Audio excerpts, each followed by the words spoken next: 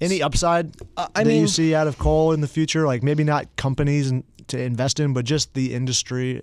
I'm going to play a little bit of a devil's advocate here because, you hear the things. Coal still represents 32% of our generating capacity. We have to have coal for a while longer, and that's fine. I understand that. But just to play a little devil's advocate for investors who, you want to play both sides off of each other. As much as it could be prominent, there is still I think it's going to be very, very difficult to be a very good place to invest over the next several years, regardless of the company that you choose, even if it's well-financed or not. And here's one of the things that just to give you an example of what we're looking at.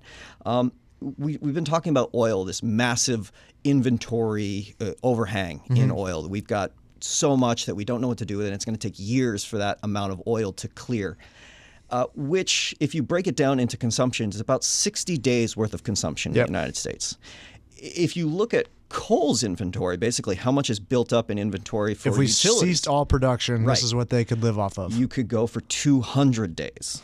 See, now that's what you kind of want in your nuclear bomb shelter right there. Exactly. You want That's 200 days worth of food and water, and this is what the But- coal industry has. But when you have companies that are bankrupt that are still producing because they have to pay off debts, and companies that are still producing because they're trying to still make a buck to stave off bankruptcy, when is the gut going to clear? Yeah. And that's the biggest thing that I look at it as one of those things where how can we take that much oversupply in a declining industry and really make money? And I think it's going to be a very, very hard thing. And anybody who's looking at this space should be well aware of that risk, and I would say tread carefully. Yeah, exactly. And especially when you think about not only is coal cheap, but natural gas is really cheap. It's cleaner, and nuclear power plants, they're the base load that is also even cleaner than natural gas, much more expensive to turn off and turn on. So you have these two base loads that are cleaner,